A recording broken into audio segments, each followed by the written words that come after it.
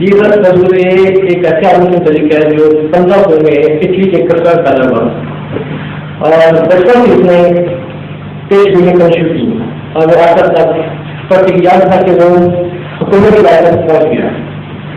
اس نے بھی پیشگوئی کی اور وہ 1000 قریب سے پیشگوئی کی اور اس نے اس کا نام 9 کتاب کا نام رکھا 9 جہاں کا نام شاید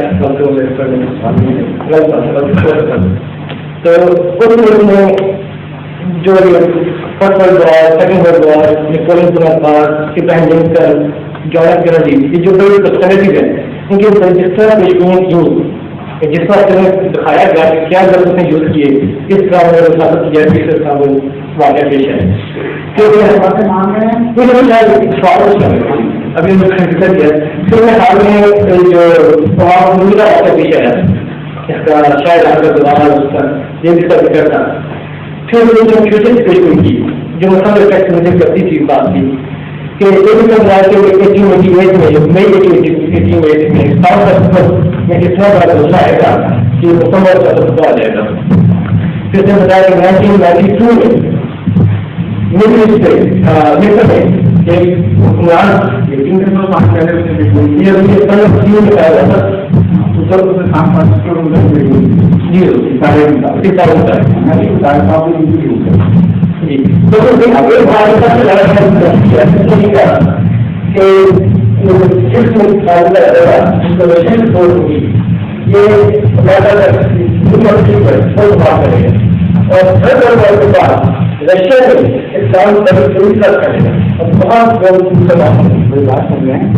یہ ساری قصے بنا رہے ہیں لوگ اور مختلف لوگوں کو یہ اس کے پیچھے ان قسم کی کہانیوں کے پیچھے ڈاکیومنٹریز کے پیچھے اکثر صورتوں میں اور غالب امکان کے طور پر CIA امریکہ کا ہے. بعض تحقیقات میں نے کی ہیں ان سے پتہ چلتا ہے کہ بہت سی جوئش انسٹالڈ ہیں یہ ویڈیوز وغیرہ جو پھیلائی جاتی ہے کتابیں لکھوائی جاتی ہیں. یہ دراصل کمیونزم کے مقابلے کے لیے انہوں نے بہت سے طریقے سوچے ہیں اور مذہب کو ایکسپلائٹ کرنے کے لیے اور لوگوں کی سپرسٹیشن کو ماننے کے رجحان کو اپنے نظام کی تقویت کی خاطر استعمال کرنے کے صرف طریقے ہیں. اس لیے ان لوگوں کو اٹھاتے ہیں اور آگے کرتے ہیں. جو موجودہ زمانے کی پیشگوئی کرنے والے یا اس قسم کے دعویٰ کرنے والے ہیں ان کی تو جب بھی چھانبین کی گئی وہ فراڈ نکلے. تو 300 سال پہلے جا کے کون چھانبین کرے گا؟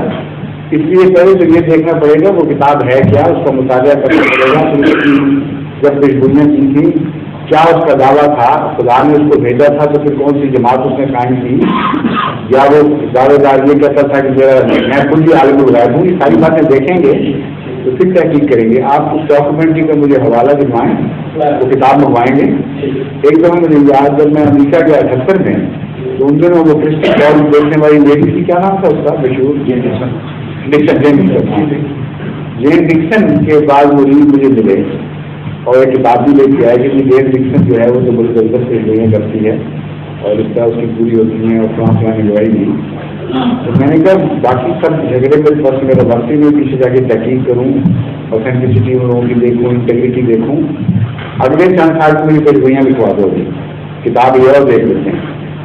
تو ان پیشگوئیوں کے مطابق 85 سے پہلے عالمی جنگ ہو جانی چاہیے. اور اب کون سا سال ہے, 87 آ گیا, کوئی جنگ نہیں ہوئی. اور جتنی پیشگوئیاں اس وقت ہم نے نوٹ کی تھیں وہ ان کو تو کتاب ان کے پاس ہے یونیورسٹی میں ان کو 5 کروائے تھے. میں نے کہا یہ دیکھ لو, جب یہ سچی ہوگی پھر مجھے اس سے رابطہ کرنا. وہ ساری جھوٹی تھی. ہوتا یہ ہے کہ گپے مارنے والا آدمی ایک اندازے لگاتا ہے کچھ سیاست سے, حالات سے, اور یہ جو اندازہ لگایا ہے یہ فراڈ کرنے والے نے لگائے, اس نے کبھی بھی نہیں لکھا ہوگا سان فرانسسکو والا. کیونکہ ریسنٹلی جو زلزلوں پر ریسرچ شائع ہوئی ہے اس میں یہ لکھا ہے کہ جو پلیٹ ہے سان فرانسسکو کے نیچے وہ اس طرح موو کر رہی ہے کہ خطرہ ہے کہ آئندہ اتنے سال میں قریباً وہی وقت بتایا ہے جو یہ بتایا ہے. کہ وہاں ایک بہت بڑا زلزلہ آ جائے. اور چونکہ یہ خبر پہلے شائع ہو چکی ہے سائنس کی، اس کو انہوں نے شامل کر کے اگر خود کہتا اس وقت کو کہتا کہ میں پیشگوئی کر رہا ہوں تو فوراً لوگوں نے کہہ دینا تھا کہ یہ فراڈ ہے، وہ بڑھ کر پیشگوئی کی ہے. اس کو 300 سال پہلے رکھنے کے لیے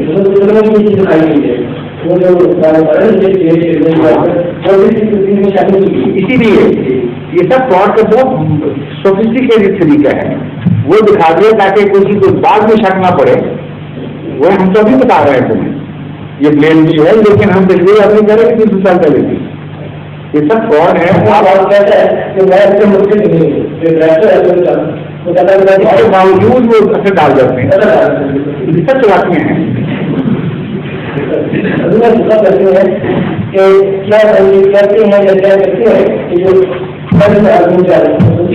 لیکن وہ آپ نے مجھے دوبارہ دینا ڈاکومنٹری کتاب میں چاہتا ہوں واقعی پوری ریسرچ کرواؤں گا اس سے.